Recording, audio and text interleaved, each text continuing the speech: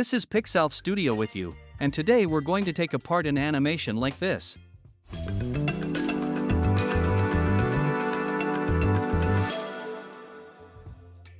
In this logo animation, we used minimal tools to make the animation concise and minimalistic. The logo uses grotesque and calligraphy type fonts. Based on this font pair, we made a decision while animating the logo, trying to avoid additional elements like icons or characters. The animation of the main forum logo is realized with the help of 4 steps. First, we use thin lines, then white lines, since white is also used in the logo. Then manifestation of the main color of the logo. And finally adding the supporting lines we see here.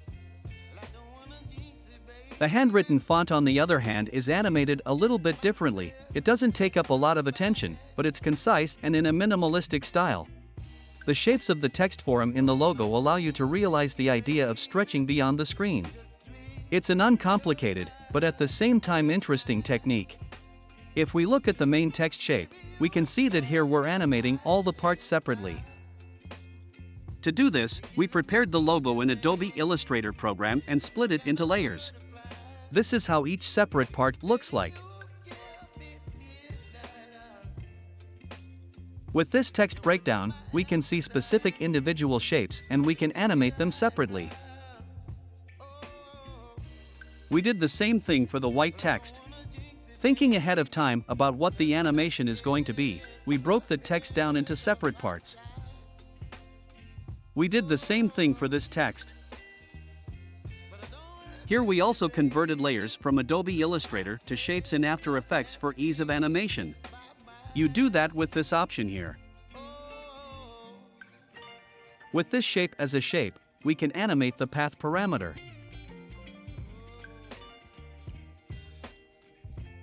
That's what we've implemented here with each letter. In order to animate the appearance of each of the letters, we used Luma Matte. We create a shape like this and animate it with Trim Path. It should completely cover the letter. Then we use the Track Matte function using Alpha Matte or Luma Matte. For more interesting movement in the letter O, we used Offset as well. If you don't use it, the animation will be more boring. But sometimes it can be used. All the other letters are animated with the same technique. If we go back to the main composition, we can see that here we have both white lines and very thin lines. To make the white lines, you just need to cast a fill effect. And we've also added the simple choker effect to value 2 so that it doesn't pop out from under the main text. If we don't do that, we can see this interesting detail. Even with the best display of the picture, we will see red lines. It's because the composition in After Effects works in a way that rasterizes the graphics. And it doesn't make it exactly pixel to pixel, even if we're using a vector. In terms of thin lines, we've gone a little tricky here. In order to implement this, we just need to reduce the thickness of the line that we're drawing the letter with. We can control that with this mask here, by increasing or decreasing the thickness of the line. The extra lines around the text that appear during the animation are manually drawn. Here we've changed some of the parameters of the shape, namely the taper parameter. If we remove the parameters to default, the line will be pretty boring. And this line shape was chosen for a reason. The additional text of the lounge is exactly the same shape. In order to animate the lounge text, we used the stroke effect. We take an individual part of the letter, we draw a mask over it. We use the stroke effect. In Path, we select our mask and increase the brush size to make the animation smoother. We can change the spacing parameter from 15% to lower values and enable the Reveal Original Image parameter. Animating all the other parts of the letters, we used Graph Editor and picked the perfect timings to make everything look nice and interesting.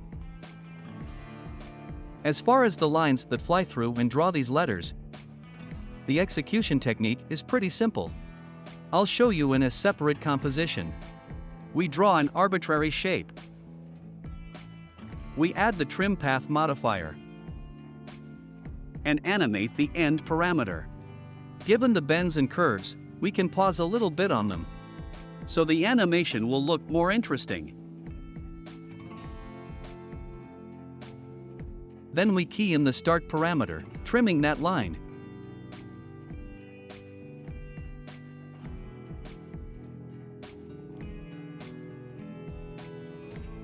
Select the keys, press F9. If we look at the animation, it's pretty boring. To make it more interesting, we can use the graph editor, and we can only use it on the end parameter. Let's turn this parameter on,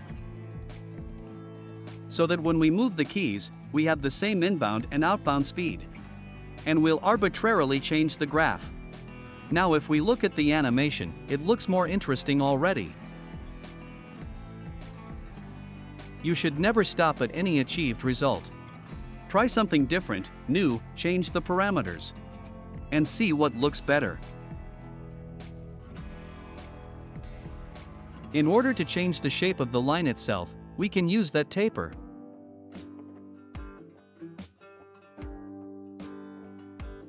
We can change the start length and start ease parameters, and also enable round cap in the line cap item. Let's adjust the thickness, and now the line looks like this. You have to realize that here we used an arbitrary shape, not based on anything, and it looks quite interesting. But if you use it in practice and use it to animate some text, you'll have to work with timing and spacing. Here we adjusted it based on the shape of the logo. And where there are strong curvatures in the logo, the line will stop a little bit to supposedly make a turn. We did the same for the lounge text. Here the line is already more calm and concise. At the end we added these kind of supporting lines that go around the logo. This is like a little highlight that completes the whole animation. We also added a little glare effect on the main forum text. We took the pre-compose with the forum text and animated a mask on it, which goes from left to right. And in the effect controls we added these effects. We changed the curves a little bit, added exposure and simple choker. So we ended up with this laconic and minimalistic animation.